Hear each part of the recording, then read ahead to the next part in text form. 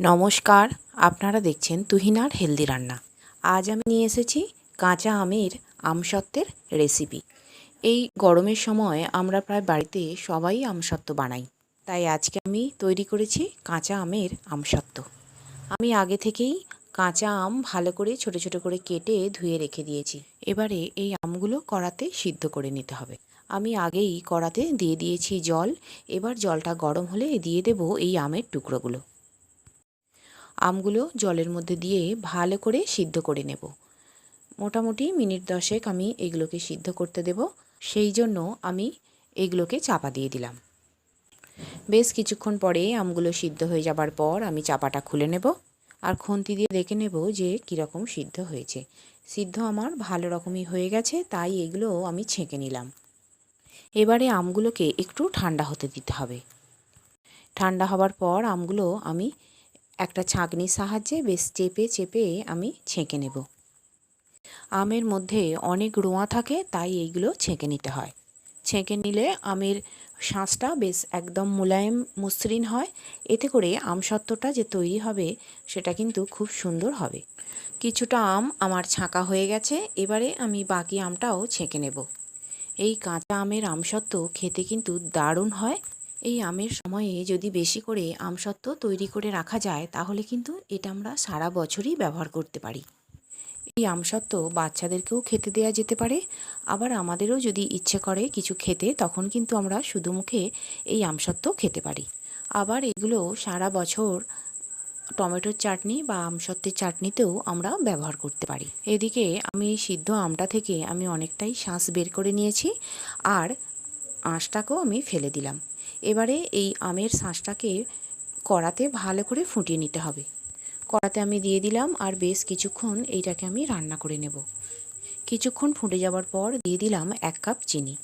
আমি প্রথমে 1 কাপ চিনি দিয়ে দেখে নেব যে কীরকম মিষ্টিটা হয়েছে।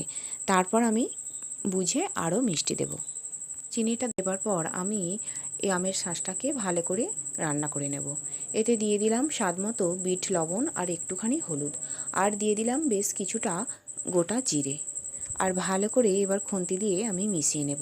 অনেকেই এতে চিলি ফ্লেক্স দেয়, কিন্তু যেহেতু এটা ঝাল তাই বাচ্চারা খাবে, তাই আমি এতে চিলি ফ্লেক্স দিলাম না, দিলাম গোটা জিরে। কিছুক্ষণ এটা রান্না করে নেবার পর আমি এতে দিয়ে দিলাম আরও প্রায় 1 কাপের একটু কম চিনি। আমি প্রথমে 1 কাপ চিনি দিয়েছিলাম, কিন্তু তাতে এটা বেশ টক ছিল, তাই আমি আরও প্রায় পৌনে 1 কাপের মতো চিনি দিয়ে দিলাম। এবারে আমি খুন্তি দিয়ে অনবরত নাড়াচাড়া করে যাব। এতে করে চিনিটাও গলে যাবে আর নিচেতেও বসে যাবে না। এবারে আমি দিয়ে দেব একটু একটু করে ফুড কালার। প্রথমে আমি 1 ফোঁটা দিয়ে দেখে নিলাম যে কতটা কালার হয়েছে। ভালো করে মিশিয়ে নেবার পর আমি আরও 1 ফোঁটা দিয়ে দেখে নিচ্ছি যে কালারটা কীরকম হয়েছে। কিন্তু আমি আরও একটু সবুজ কালার করব, তাই আরও 1 ফোঁটা আমি দিয়ে দিলাম। ফুড কালার দিয়ে দিলাম।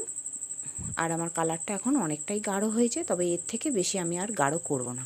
তবে বন্ধুরা, এই কালারটা আপনারা নাও দিতে পারেন।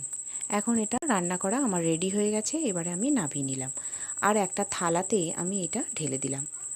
আমি এই থালাটায় আগে থেকেই তেল মাখিয়ে রেখে দিয়েছিলাম। এবারে এই আমের শাঁসটাকে ভালো করে থালাটাতে আমি মেলে দেব।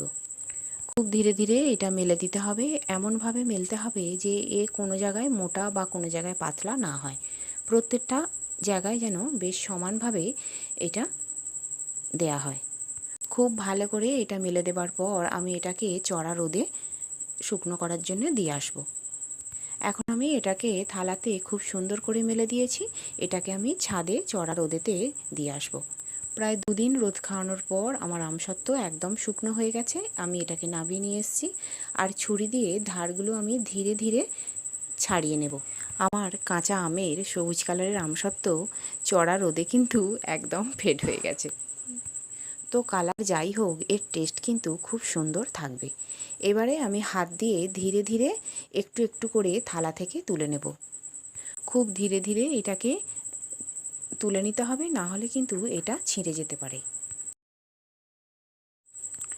এখন আমার আমসত্ত্বটা পুরোটাই প্রায় উঠে গেছে। এবারে আমি এটাকে রোল করে নেব। দু হাত দিয়ে খুব সুন্দর করে রোল করে নিতে হবে।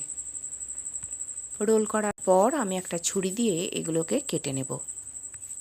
আর বন্ধুরা, আমার রান্না যদি ভালো লেগে থাকে আর যদি নতুন নতুন তেল ছাড়া রান্নার রেসিপি পেতে চান, তাহলে আমার চ্যানেলটিকে সাবস্ক্রাইব করুন আর পাশে থাকা ঘন্টাটি বাজিয়ে দিন। আর লাইক, শেয়ার, কমেন্ট করতে কিন্তু একদম ভুলবেন না। এদিকে আমি ছুরি দিয়ে আমসত্ত্বটাকে টুকরো টুকরো করে কেটে নিচ্ছি।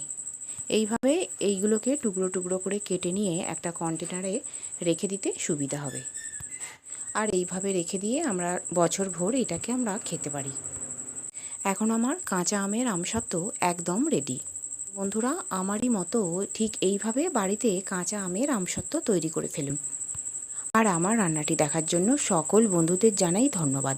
ভালো থাকবেন।